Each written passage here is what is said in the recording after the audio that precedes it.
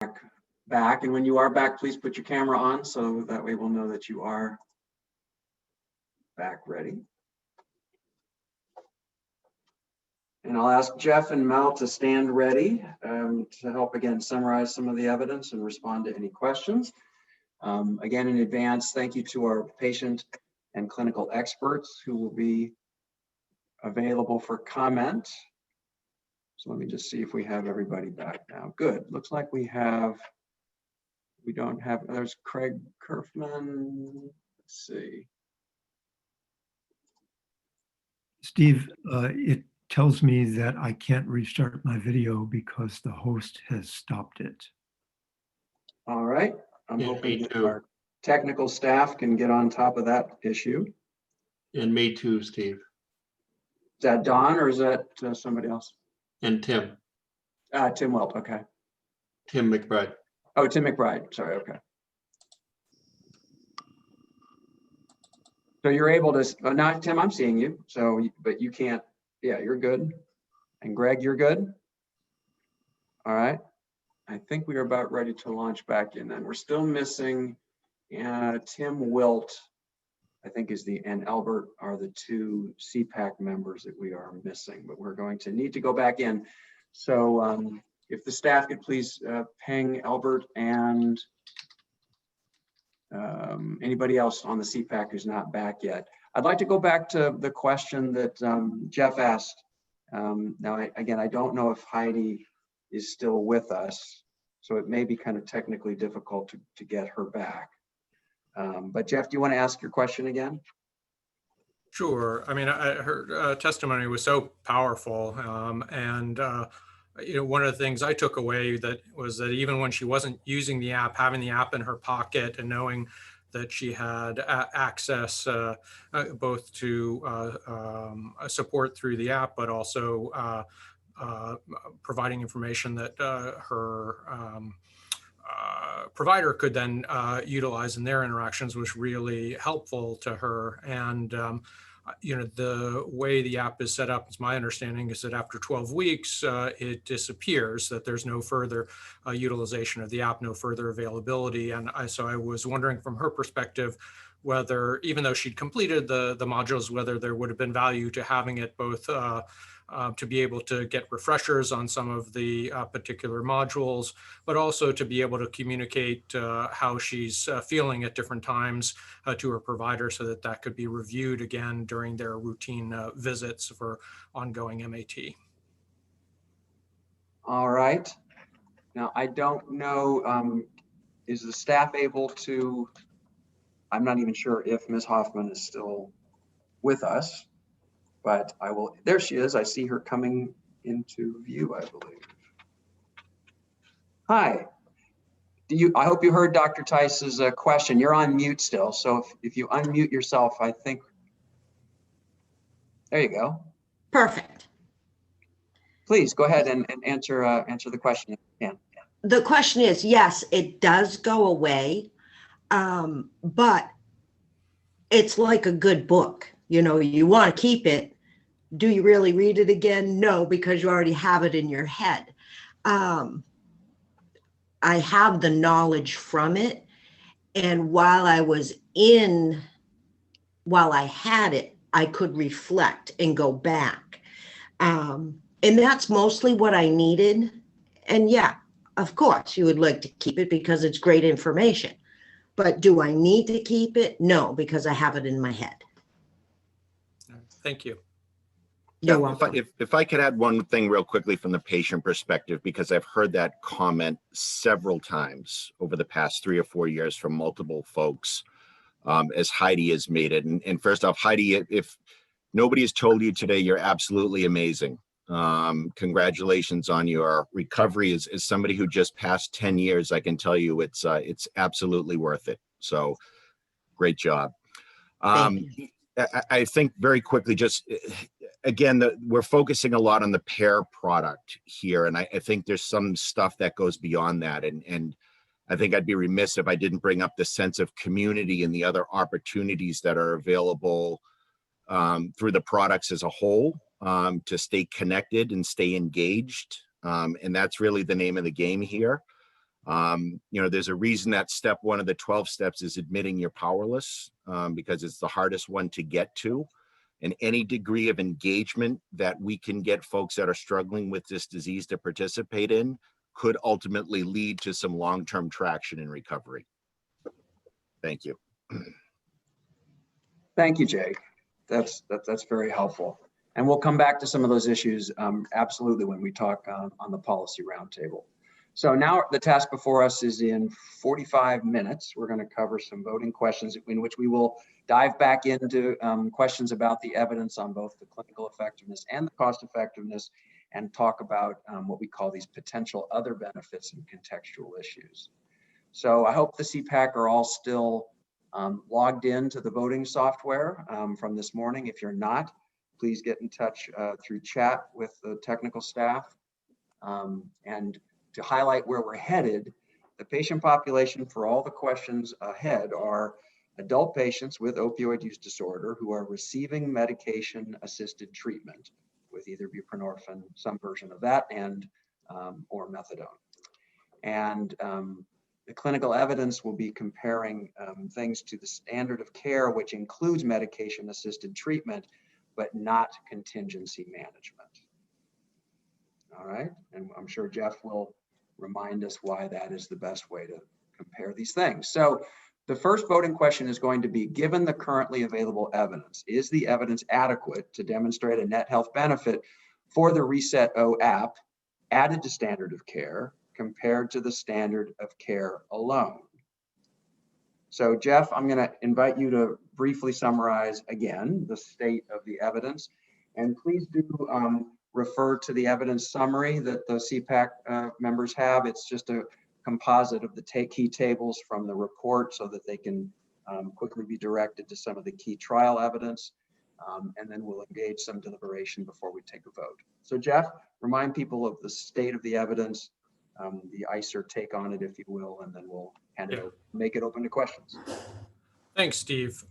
So if people want to turn to tables 4 and 5, which are on pages 6 and 7 of the evidence summary, I think that's where the data are summarized. The tables are a little bit busy. So if you prefer to look at the slide summaries of the table, that's also an option. I'm sorry, I don't have those numbers right in front of me. But the key trial evidence really comes from the Christensen trial. And I think the concerns, you heard some of the concerns about the design of the trial. We don't have a blinded trial. It's a relatively small one-site trial where there may be extra expertise, for instance, in people at that site compared to people using the app in the real world. And so a number of concerns, and then the lack of allocation concealment, which appeared to lead to baseline imbalances on a number of baseline characteristics, raised concerns about selection bias and about whether you can really interpret this as a high quality randomized trial evidence. The primary outcome that mattered was retention. I mean, I think you'll hear even more from other experts that retention in the program is the number one thing. It's not completely clean urines during that time, though that's a benefit as well. It's really remaining engaged with the program, and we had 80.4% versus 64.1% in the trial. The other real limitation is that it was a 12-week trial with no longer follow-up. We'd really like to know at 24 weeks, 52 weeks, what was happening with the patients. Were they still engaged? And what was happening to their quality of life, their ability to work now? Had they been hospitalized? Had they been in the ER? We really just don't have any data on that. And I guess the other limitation is that this was a secondary outcome. Their primary outcome was non-significant. And so they really didn't meet that. So I have a lot of concerns about the evidence base and the applicability, in part because the intervention here was not reSET.O. The contingency management was fundamentally different. And maybe the computer delivery in the clinic versus doing it at home on the phone doesn't matter, but we really don't know. I think that's a real uncertainty when assessing the value of this. So and then again, you have other implementations of TES, the computerized version. The longest the longest one was 12 months, and there were no differences in retention in that, which raises the issue of, is this just a short-term effect? So I guess those are the main points here. All right, and before we even jump in with CEPAC questions, let me invite the clinical experts, either Dr. Komarami or Dr. Steiger. What's your impression of the evidence, looking at the voting question? Any comments from your perspective on how you think CEPAC should interpret the evidence? Dr. Komarami, why don't we start with you? Okay, thanks. Yeah, I think that Dr. Tice's summary seems to me very appropriate, that we know some things that suggest that it's helpful. The time frame that we really know about is the 12 weeks, and we don't know about very important long-term outcomes. To me, that's kind of the bottom line. Okay, thanks. Dr. Steiger, anything you'd like to add? Yeah, I just want to emphasize that this is a proxy, right? Like the evidence base, as Jeff points out, is extremely, it's important to know that there's a mortality benefit to the medication, right? So if people are taking the medication, they are less likely to die. And even the people who don't like the idea of medication for substance use disorders know that you can't counsel a dead guy. So in this case, the reason that retention matters the most is, are you keeping people on the medication? Okay. And so it would be difficult to even project out past those 12 weeks because of the fact that whether people stay on the medication or not is the outcome that you're looking for. So I don't know that you can make any assumptions past the 12 weeks. All right, thank you very much. Questions, Eric? Eric, you're muted. So as an addiction specialist, do you measure retention in weeks, or do we have to measure it in months and years? So can you give us some insight on that particular question? I have my own thoughts about it, but I'm curious, what you or Jake or others, how you think about retention and what interval is clinically or is meaningful to patients and to providers. So for the Marsh study that Jeff brought up, where the methadone maintenance people were retained at 38%, I would be shut down if that were my outcomes, right? So I help run an OTP where we dispense both methadone and buprenorphine, and those sorts of retention rates of patients are, that would be considered low. So, but I think that retention is in terms of duration of time is important. But also just, again, you can't counsel a dead guy. So if you get people coming back, so multiple episodes in treatment are important as well, and especially from the patient perspective, because they may choose not to be on medication for a period of time and then return to treatment. So it's a little bit tricky to answer because from a regulatory standpoint, I'm contracted to try to increase my retention rates to keep people in the 60 to 70% at 12 months range, right? But on the other hand, we like to be patient-centered, and we don't give people drugs that they don't want. So if they want to discontinue treatment, then that would make my numbers look bad. So it's a little bit, sorry to give you a muddled answer, but that's kind of my take on it. Right. Okay, Yeah, great. I can add to that real quick, Scott. I think you hit the nail on the head. There's a reason we give out 24-hour chips in 12-step meetings, because one day is a significant accomplishment. But to Scott's point, we look at it from a clinical and a business perspective, that's not really acceptable. I think the piece that we're missing here is the recurrent nature of this disease. And that it's going to take on average, depending on what data you look at, probably at least 5 times to go through treatment before you're actually able to maintain long-term recovery. Most folks are not like me. I did, my first stint in formal treatment back in 2010, and thus far, at least for today, it is stuck. I am not, the rule. I am the exception for the most part. So I would ask that we keep that in mind When we look at this data, it's going to take folks multiple opportunities, and we just don't know which one of those blocks is going to stick for some people. Okay, thank you. Now, questions from CEPAC or issues. We started a little bit obviously earlier around this, and we're going to want to talk about the other interventions as well. Does anybody have any questions for Jeff or others about the evidence or want to state their view? Tim, looks like you were unmuting yourself. Yes, it's, let's see. I've probably have raised my comments to Jeff previously, and I think he sort of summarized them again, and I support that. You know, intermediate outcomes are, I think, one thing. I'm not even convinced we've got those solid across the studies, particularly for the intervention. Is it time now to raise a comment about the cost effectiveness data? Not yet. That's Okay. coming. Then I'll hold them, allow others. All right. Any other questions? There was one that Comments? there was one that might be worthy that was it was Greg Lowe had asked a question and which was evidence regarding retaining patients in MAT that we could compare to, or as a benchmark, thinking about nurses or population health coordinators. I know it's a little out of bounds, but I think people are trying to get a reference point here on where this digital technology might sit in other options that are available. Greg, I hope I summarized that as best I could. Yeah, Okay. perfect. Jeff, why not let you? So, well, I'll start. I don't have a good trial to point to, but the gestalt from the literature and what I heard from most clinical experts was that 1 to 2 years of retention and treatment was what translated into real reductions in ER visits, hospitalizations, a reduction in overdose, so keeping people alive, as Scott keeps pointing to.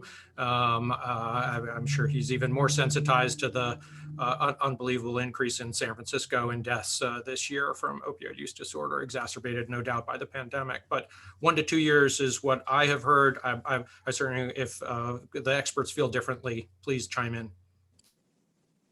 Dr. Kamarami, please.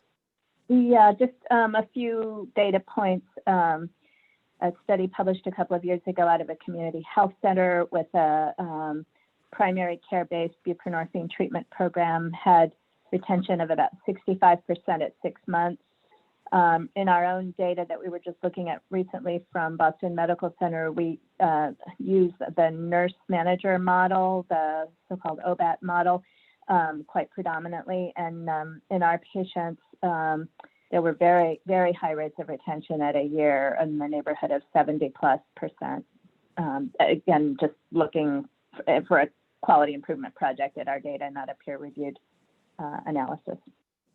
Yeah, so I would like to know though, at what time point of retention does that translate into, oh, this is somebody now who is likely to go on and be able to land a job and hold it, or get into housing and not get kicked out, or reestablish relationships with parents, children, friends. So it kind of what's the retention rate that then translates into these outcomes that are really important for patients in the long run? You're asking for the bare minimum, Jeff? Yeah, well, so what? Yeah, kind of what kind of a range? I mean, clearly there's no one answer here. It varies from the type of the degree of type of addiction, degree. There's no one size fit all, but a sort of general range for what would be considered a reasonable surrogate for these outcomes that matter to patients. When we did the review for the National Academies report, the 6 months is really the minimum where you where you see those impacts on mortality and on patient-centered outcomes, like recovery-based outcomes. It's unclear like how you define that. That's not the individual level, that's like a population sort of approach. But 6 months, I say, would be the bare minimum. And usually, like for our contract with the behavioral health services, we have to demonstrate efficacy at a year. So 70% at a year.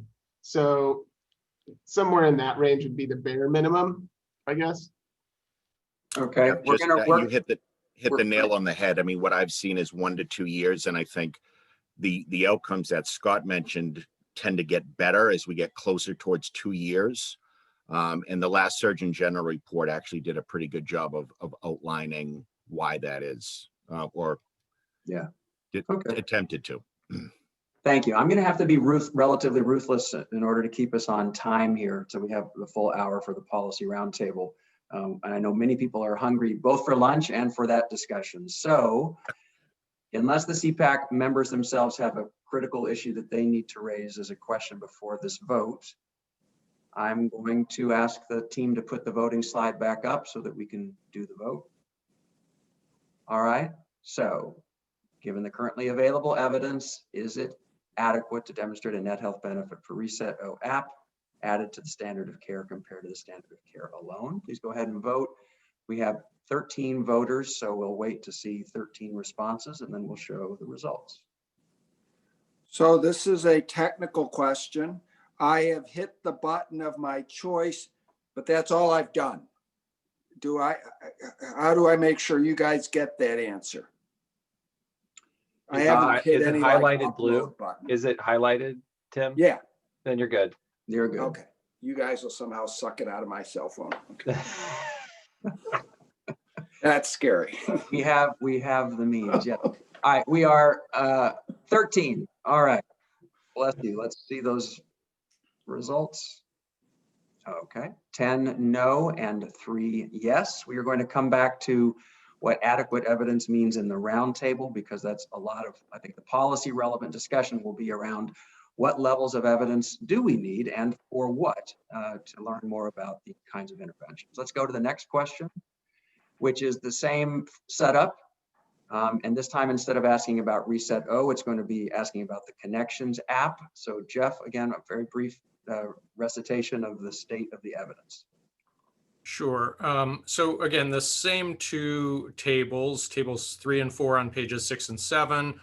There is one pilot study, a randomized trial of 20 people, 10 in each arm, but of She et al., which we didn't feel like was adequate evidence.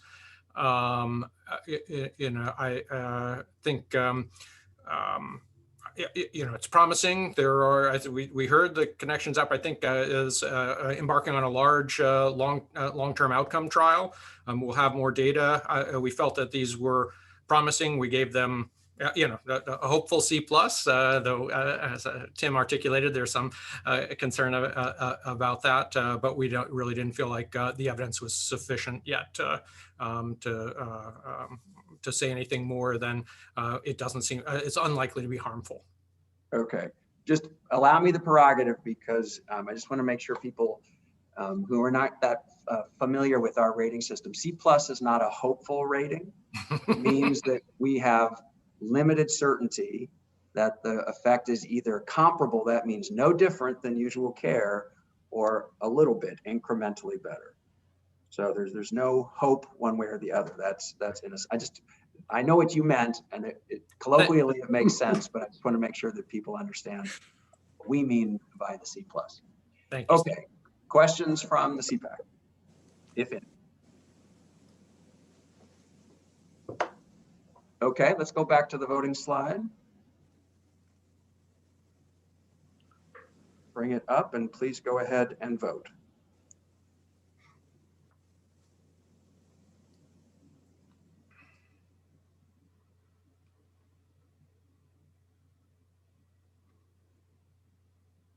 We're at 12, so we just need one more person's vote to come through. There we go. Strike while the iron is hot. All right, 13 no and 0 yes. All right, let's keep going. Guess what the next question is? It's the same thing about the app Dynacare, Dynamicare, pardon me. And so Jeff, the state of the research again. Yeah, so same two tables. The primary trial is Ryan et al., which is not published. It's just a white paper on the company's website, describes use of the app in one group of patients and a control group at a different clinic, and lots of differences, not a high quality study, not published, suggestive of benefit. but and again uses CBT and uses contingency management, but really no strong evidence, no high quality evidence of benefit to date. Jeff, is it not high quality because it's not gone through peer review, or are there other issues with the research? It wasn't a randomized trial, and and the patient populations were somewhat different. This is so was it historical control or contemporaneous?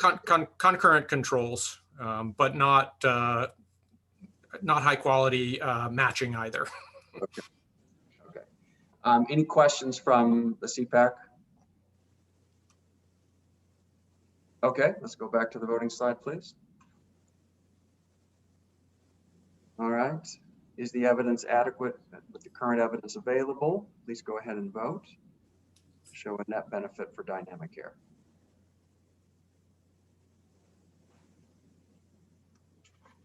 All right.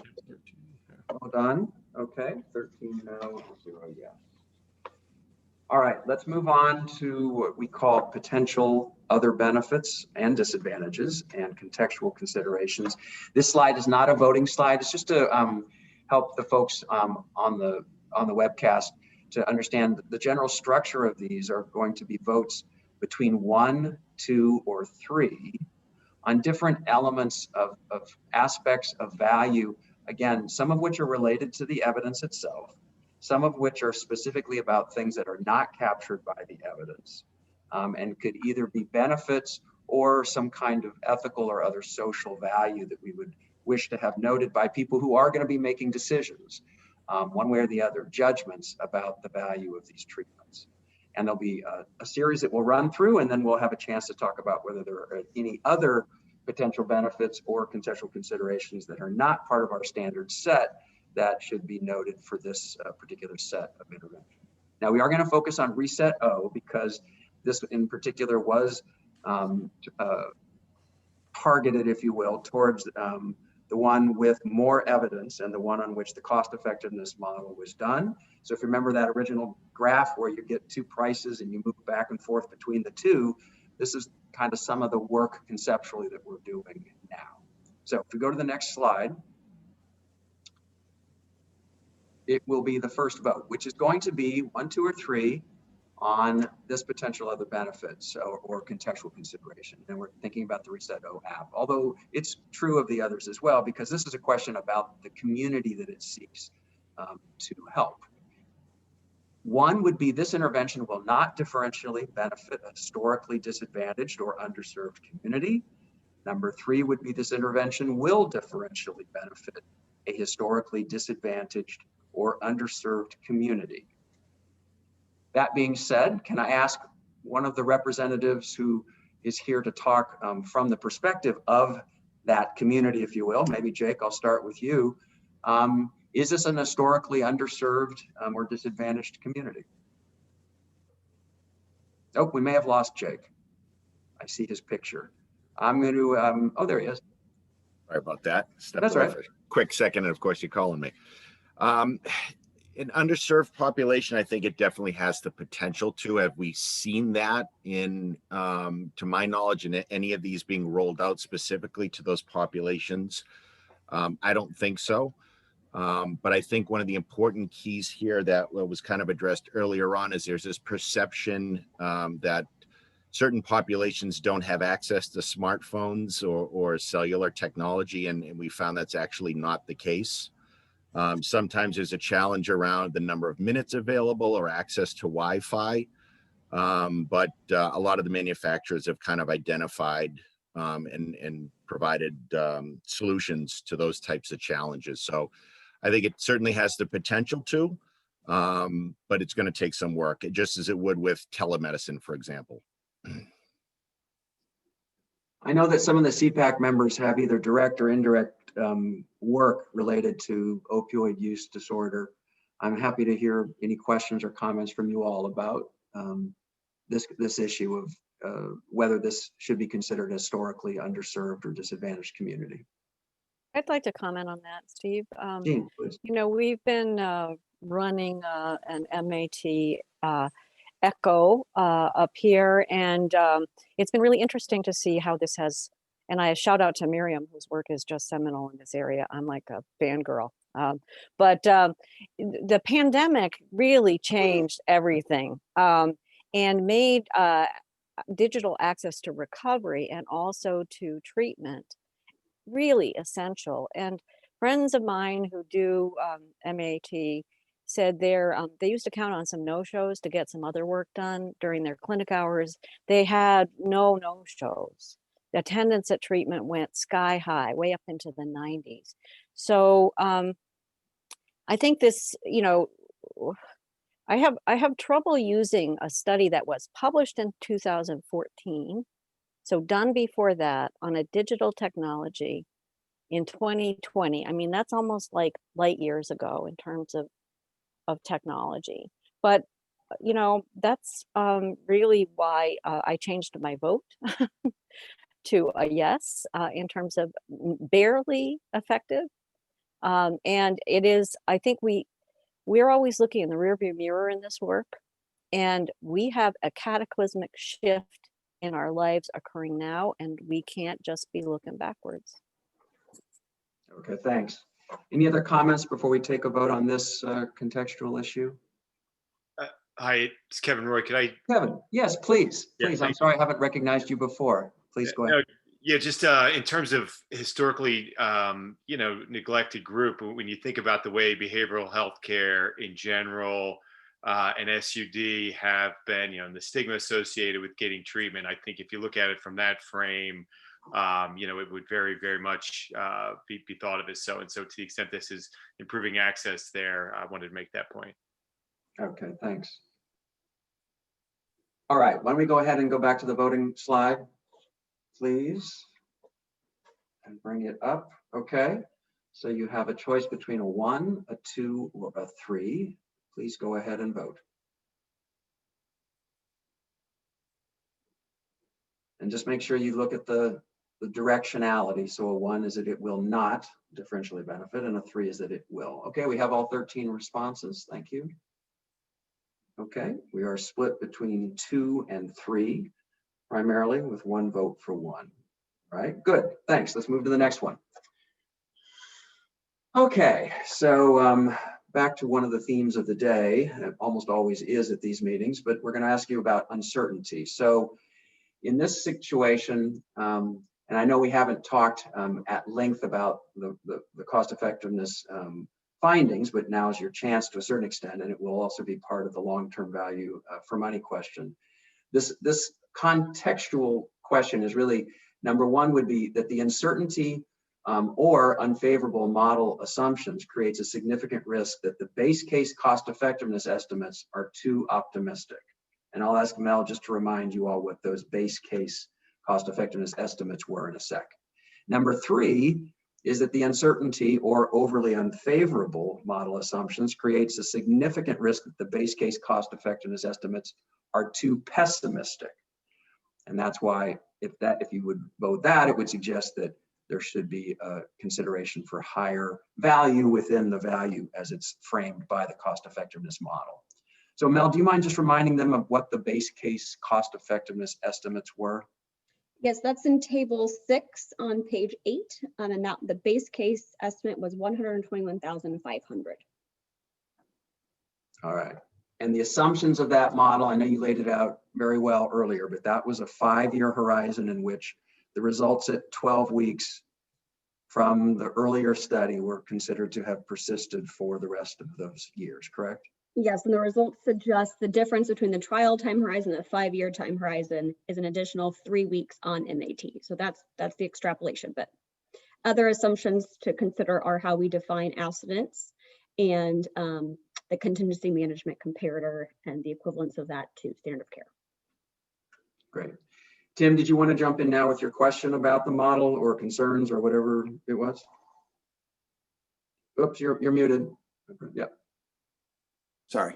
Okay. Sure, thanks. And I want to thank you for a really nice presentation. I learned more than I provide on this, so bear with some of my naive comments or whatever. But so you based it on primarily Christensen. I'm looking at my photo on my cell phone I took of your slide, which was 12 weeks study of 92-ish patients, and that had really one of the higher retention rates of all of the reSET studies.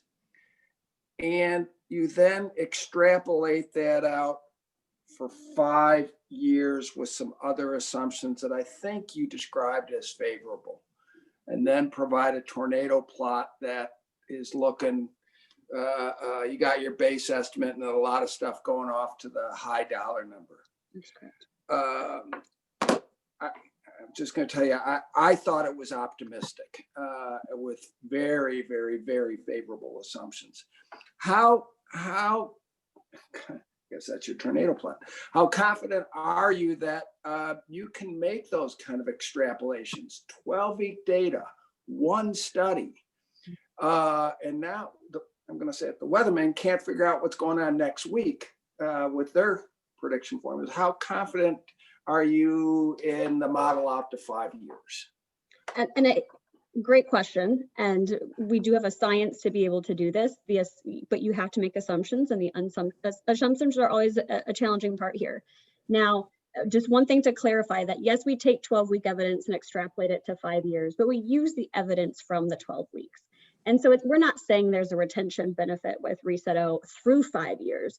We're saying they discontinue at the same time. And so that's that number that I want to go back to, and that's that 0.06 additional MAT years, the 3 weeks. So that's that benefit that we're extrapolating, that's it. It's 3 weeks more on MAT.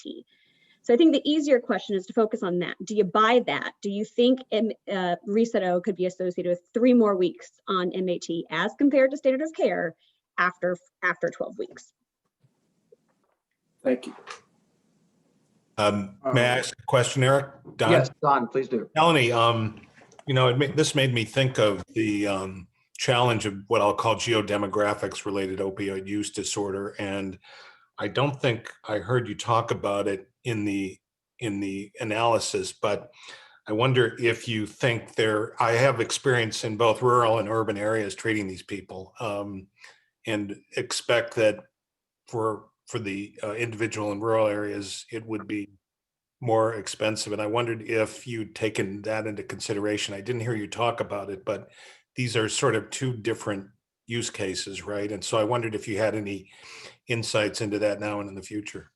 Yeah, we did. That's nothing we had evidence to suggest differences in cost or effect on. I do think that can fade into kind of these other benefits and contextual considerations of, does that increase access, or does this make people more tied into their provider care setting if they are, say, from a rural setting? But given no evidence to suggest any difference in cost or effect, that was not incorporated in the model. Thank you. All right, given the number of these other benefits we want to try to cover, I'm going to go ahead and suggest that we vote. Good, I'm glad nobody tried to stop me in my tracks. So, because I think you've been thinking about this from the opening of the meeting. So please go ahead and vote 1, 2, or 3 about the impact on uncertainty on your thinking of, and what others should think about the long-term value for money. Okay, great. Thank you for being so quick. The next, we will see the results. Okay, so we've got 8 at number 2 and 5 in number 1. Great, thank you. This is all going to be captured, as well as synopses of some of the discussion. So we'll move to the next slide. Here, we're going to talk about, again, we've talked a little bit about this for other types of treatments. The question is, number 1, a very similar mechanism of action to that of other active treatments. And number 3 is a new mechanism of action compared to that of other active treatments. Now, this is obviously framed more to think about in terms of new drugs or other kinds of interventions. But in this sense, some people may wish to consider whether having an app as opposed to other ways of delivering this type of intervention is new, and therefore represents a new mechanism of action that may represent some kind of additional value in the health system. Any questions about this from the CEPAC? We can take the slide down now as they think about it. Tim? Yeah, so I'm trying to get at app versus televisits and video visits with this whole issue of COVID and other ways to try and keep people out of clinics and improve access. Do content experts or others think that the app version versus a whole variety of other ways to connect with your patients is really unique? Good question for the clinical experts. As you think about your options, what do you think of Tim's question? Miriam or Scott? Please. I'll jump in. I guess I think that something like telehealth requires the availability of the medical provider or therapist to be there in real time with the patient. And an app like this has the advantage of being immediately accessible 24/7 to the patient. So it doesn't require staff presence. So in that way, it's both more accessible and more efficient. Was I getting at the nub of the question? Yes, I think you did. I think you hit it right on the head. Thanks. And that was the right question to ask and the right answer to receive. Miriam, would you also add, or anyone who's used the tools, a level of, as a new mechanism of action, sort of the anonymity that goes with a user in a platform like that? It's not totally anonymous in this particular case, but given, I think you think about the confidence that Heidi talked about that she got out of having this particular tool. Is one of the mechanisms of action here this platform that is in many ways social media, or the anonymity that goes with this type of tool? I mean, I'm just curious. I mean, I think that the previous answer is sufficient for me to cast my vote, but I was curious about this particular factor or mechanism, if you want to call it that. I guess I'm not so sure that this has the social media function with the reSET.O. That would be more one of the other apps. Right. I don't mean, yeah. Yeah. So that one, yes, I think those types of things are incredibly helpful. For reSET.O, I do think the comments earlier about stigma reduction are important. Patients in any clinical setting, I think, have trouble, driving up or walking up and parking their car and walking into a building to get services. So if we're comparing this with in-person services, certainly the greater ability to do this on your own time without being observed by others is really a significant benefit, because I'm absolutely sure that stigma prevents patients from accessing care. But let me just, if I could just say, my understanding of this is it does not replace, reduce, modify all of that kind of care. It's an add-on to that. So unless I'm missing something, it's not having anything to do with anonymity or not engaging in the other aspects of care, as we saw from the evidence report. I mean, as best I know, it may have the potential to do that in the future, but that's not what we're really voting on. Right. I mean, yeah, I will say these patients had to come to the clinic to give urines 3 times a week. So much more intense than many other programs. Yeah. Yep. Okay. Important point. Yep. Okay, thanks. I'm going to need to again sculpt us towards the other voting questions. So let's go ahead and vote on this one. All right. Again, 1 is very similar mechanism. Number 3 is new mechanism of action. As a separate issue to consider as it relates to value, and we are almost there.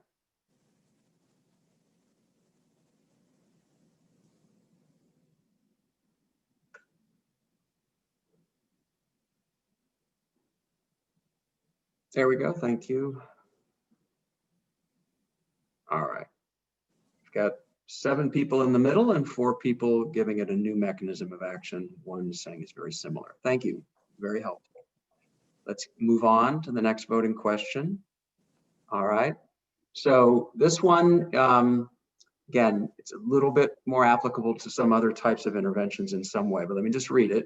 Number 1 would be a delivery mechanism or relative complexity of the regimen that is likely to lead to much lower real-world adherence and worse outcomes relative to an active comparator than estimated from clinical trials.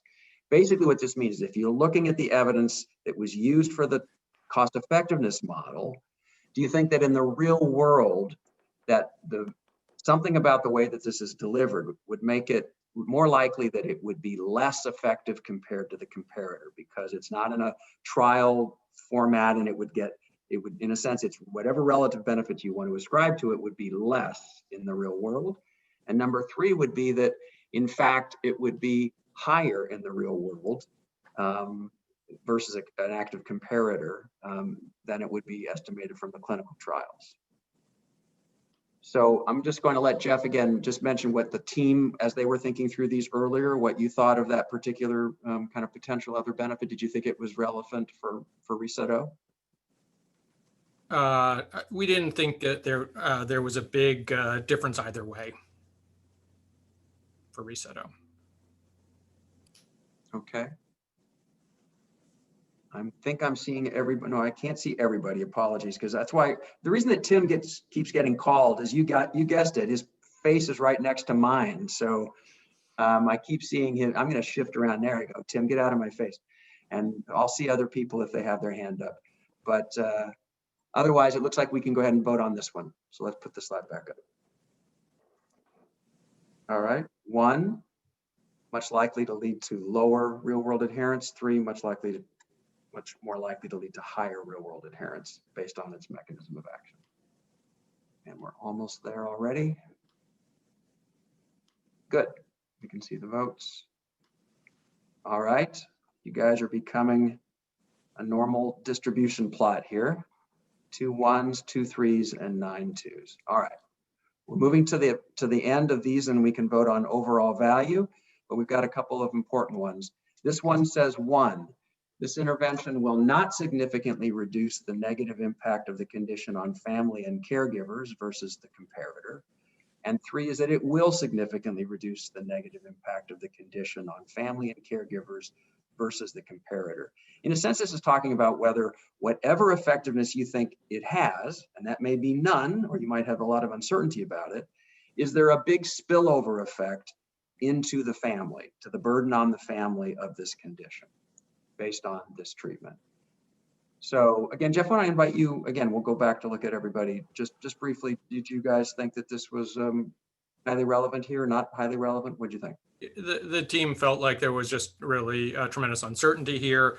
The benefits were relatively modest. We didn't have any data on these outcomes. Certainly, if this translated into 50% more people adhering at 2 years, yes, there would be a huge benefit. That's not what the data suggest. So we felt like there was unlikely to be a big difference one way or another, but a lot of uncertainty. This is where it's hard to tease out your judgment of the clinical effectiveness, whatever margin you think that is, because you might say that, boy, if this really worked a lot, I could imagine a huge spillover into its effect on the family. So in a sense, it's a difficult question because we're asking you to think about both of those factors.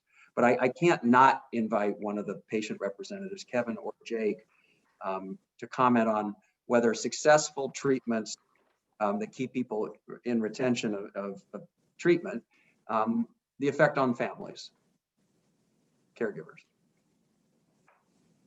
Go for it, Kevin. Yeah, sure. Thank you.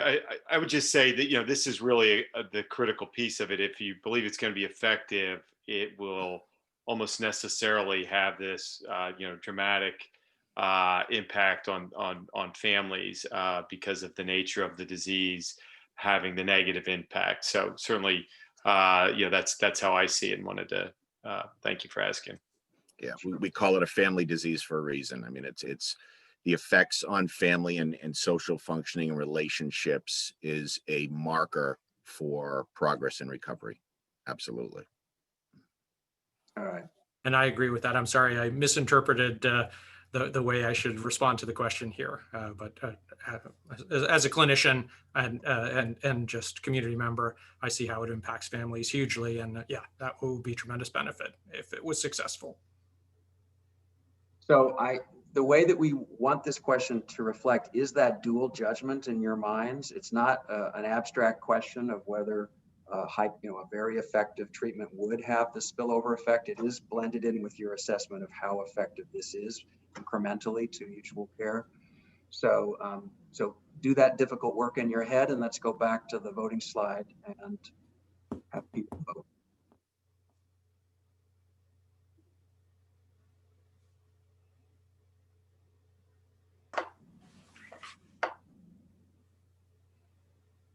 Great. Let's see the results. Okay. We're sticking with that normal distribution. 9 2s, 3 3s, and 1 1. Okay. And I'm not going to try to dissect that, partly given time, but I'm guessing that it is largely due to the uncertainty of the effectiveness, not to the judgment that if it were effective, it would have less than a notable effect on families. Let's move forward to the next question. All right. And similarly, this will be a very comparable mind effort for you all, because number one is it will not have a significant impact on improving return to work and or overall productivity. Number three is it will have a significant impact on improving return to work or overall productivity versus the comparative. So I'll just, for the sake of brevity, you can imagine this is a very similar two-part judgment in your minds. Is it incrementally effective? How much? And to the extent that improved retention and treatment leads to better productivity, you can make your judgments between 1 and 3. Would anybody like to jump in with anything specifically different to say about this question from the last one? Okay, let's go ahead and vote. We can put the slide back up.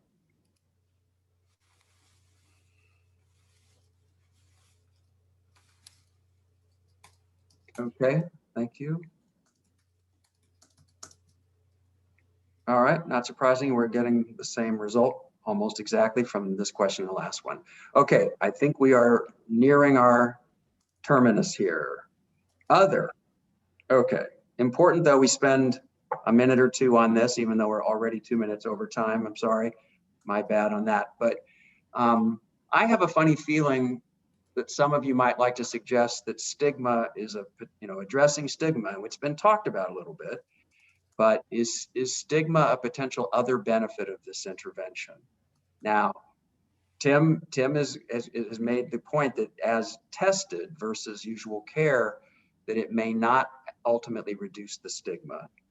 So I'm trying to figure out with whom I should start, but we've kind of had part of this discussion before. But Dr. maybe either Scott or Miriam, if you don't mind trying to use your first names.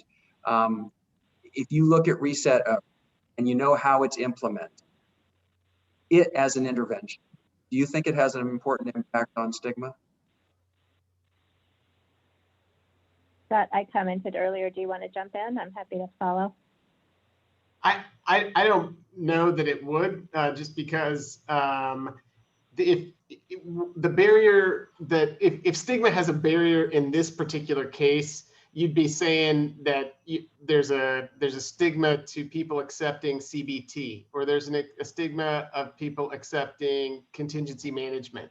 It doesn't have it doesn't necessarily demonstrate that there'd be an impact on the actual thing that actually provides the mortality benefit. And so that's the part that I don't see it impacting stigma, impacting the barrier of stigma in the same way, because it's not like a thing that engages people into treatment it's like not like a precondition before they start the medication.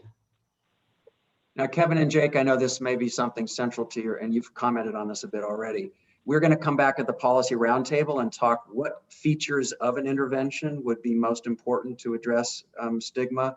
It may not be exactly what reSET.O is. It may be some combination of things that we see with other types of interventions.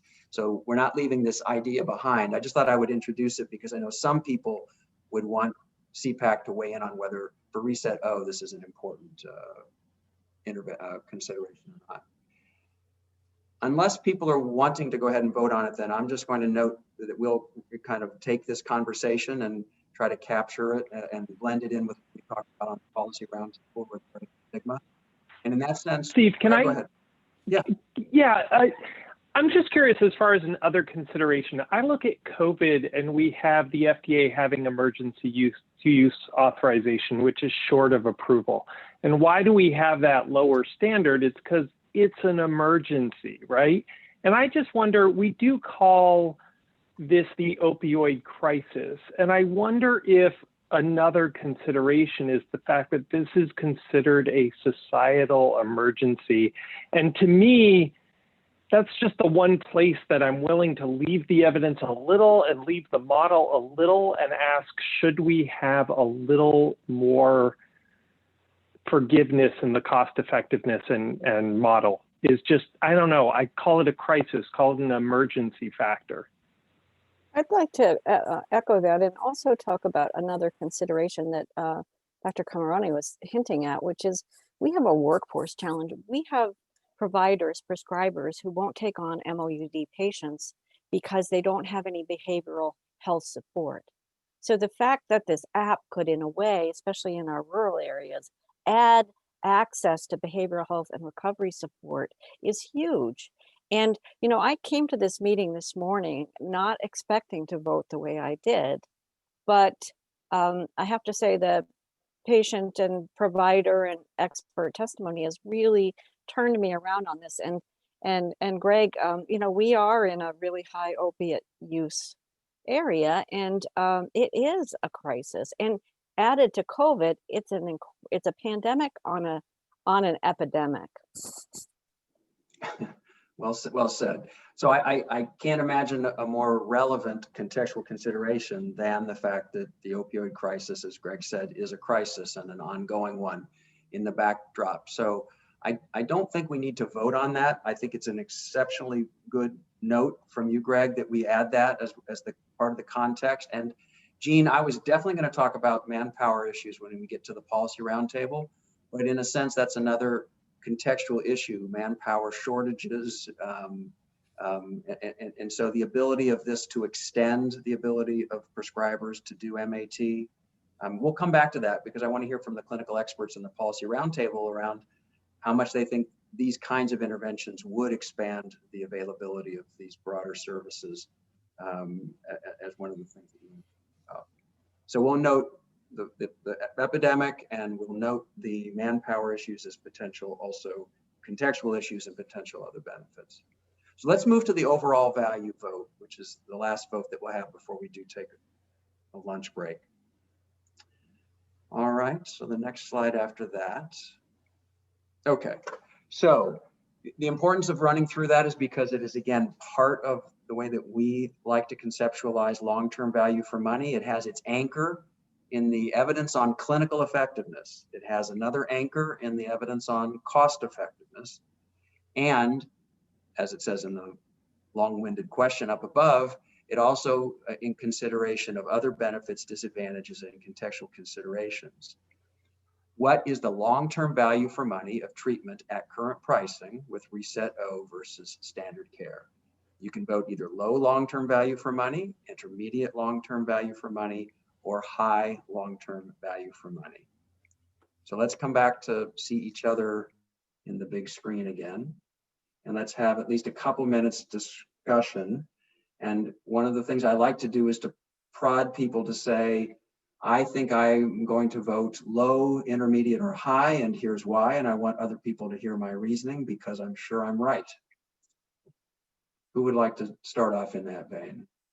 Or say, I'm bouncing between A and B. I just can't make up my mind. Somebody help me. Anybody want to start? Because we've got, you know what the cost effectiveness. Greg and Chris both have their hands up, I think. Oh, who do? Sorry. Greg. Okay, Megan, I see Chris, and I apologize. I will go back and make sure I'm looking at the raised hand function on my own screen. But Megan, please go ahead. Actually, this is just a question kind of left over from the cost effectiveness analysis, but it affects this, which is Mel, you had assumed that in phase 2, there was no additional retention. Is there a literature on the additional retention you would get from the in-person cognitive behavioral therapy that this is based on? And if so, which direction would that go? And do you mean retention or abstinence? I think we were looking at retention. Okay, so we do have an increase in abstinence between reSET.O and standard of care that continues on over time. but the incremental difference that equates to is approximately 3 weeks. We don't allow any incident abstinence cases after 12 weeks. And I think the big question is keeping in mind that this is all incremental to standard of care. And so we're thinking about what benefits would be in addition to, and things that would happen both aren't as challenging in the model since they would net out. Did I answer your question at all? I think I didn't phrase it right. I'm saying, like, if you looked at the literature for in-person cognitive behavioral therapy, what would that look like in phase 2? Got it. I have not done that. Can anyone from the clinical team? Doesn't help. No. Thank you. Doesn't help. The way that my colleague teaches about this to the residents and students is, you know, it's like hamburger helper, right? Hamburger helper is like a spice packet, and but the meat is the medication. So you can have the spice packet, but it's kind of useless without the meat. And in study after study after study, unfortunately, right, the psychosocial interventions don't improve retention and treatment.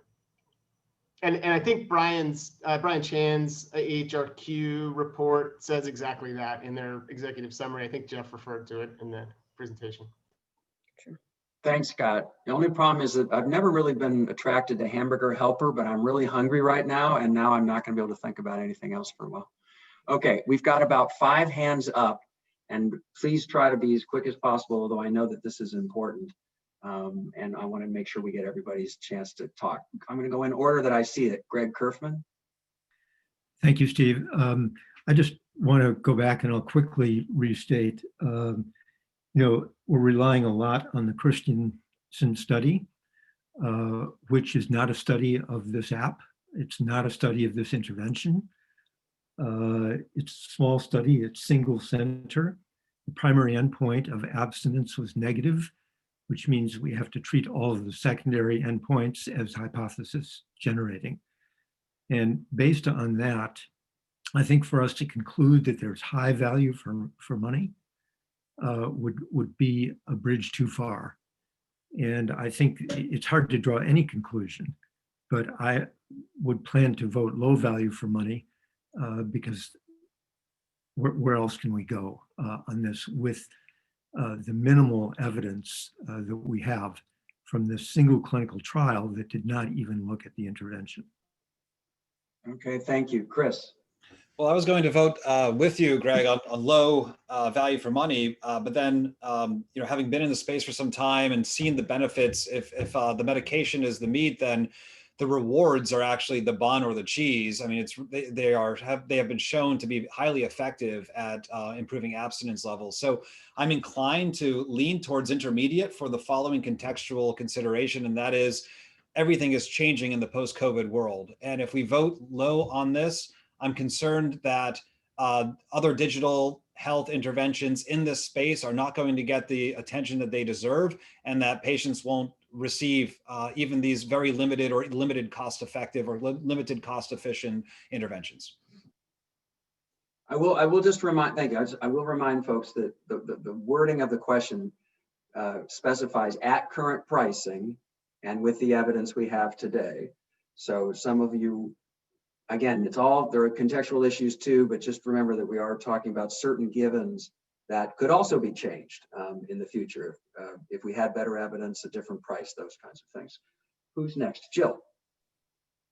I tend to agree with with Greg, because I think we have to get back to the fundamentals. It's not that we're not in a crisis and that this is not a very serious problem. That recognition of that doesn't make this work better. We have to remember that the Christensen trial did not use reSET.O. The baseline characteristics were different. The CM rewards were quite different, $1,000 versus $300. The motivations are different. So I think it does call into question the valid inferences that we can draw from that data and assume. I think there are a lot of assumptions. So because of those reasons, I would tend to put low value on it, but that doesn't mean that the problem still isn't serious. And I think that ICER has shown that with the other digital health technologies, y'all are evaluating them individually. But that's why you've come up with different reasons on why the decision on the diabetes thing was different than maybe some of the other decisions. So anyway, I would tend to agree with Greg and value this at low value. Okay, thank you very much. Albert? I'm going to vote intermediate value. And part of it is I was really convinced by Melanie. I think Melanie's assumptions are actually pretty conservative, even given the limitations of the original studies. She makes a very, basically the intervention effect stops at 12 weeks. And then you have all the cascading benefits. So it's extremely conservative. And the ICER is at a reasonable, at a value that we use for other therapies all the time. And the other thing that has really not been said, these interventions don't cause harm. There's no, apart from possible loss of privacy, these are relatively harmless interventions that have a lot of potential so it's a really weird world. It's like a super small benefit, relatively low cost among all the things we look at. So in the grand scheme of things, I think I'm comfortable with my middle vote. All right. Stacy? I'm still a little bit on the fence, and I think part of it is hearing some of the patients' experiences. And one of the things I find to be very promising about this is the tools and resources you could go back to over time, and the ability for you to have some sense of community. And it seems like having it shut off and having to re-engage or repurchase the app multiple times potentially, I think is a real problem, because it seems, again, that there's a lot of promise here, but we don't know how much, will payers keep covering it? If it benefited you, and then will you then just lose access to it? I think it's a real problem. So I guess I'm still not exactly sure which way to go. I do appreciate the comment about how much these technologies could help and wanting to signal the interest in these types of technologies. But this one's a hard sell, I think, on good value for the money based on current pricing. All right, great. And Jeff, you don't get to vote, but you get a word. So I just wanted to address Albert's comment. I mean, he said Melanie actually did a scenario analysis where the benefit stopped at 12 weeks. If that was the case, the ICER was over $500,000 per quality. So we did assume some ongoing benefit, small, but important to recognize that.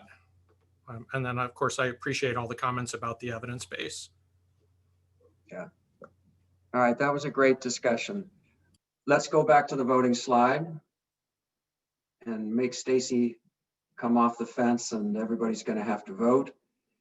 A is low long-term value for money, B is intermediate, and C is high long-term value for money. Let's go ahead and vote.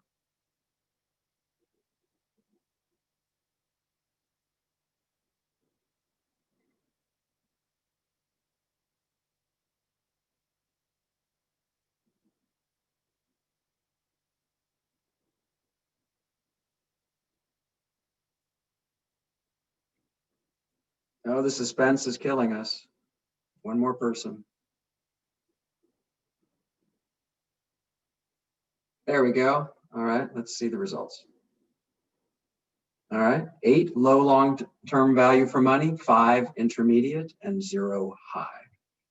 All right, CEPAC, you did a brilliant job of digesting the information, the testimony, and wrestling with it, and your expression of your thinking, I think, will help folks in the audience and in our report when we write it up understand why the split vote and what many of the reasons were behind it. So thanks for all of your contributions to that, clinical experts, patient experts, et cetera. Let's now look at the clock and figure out what we can do for lunch.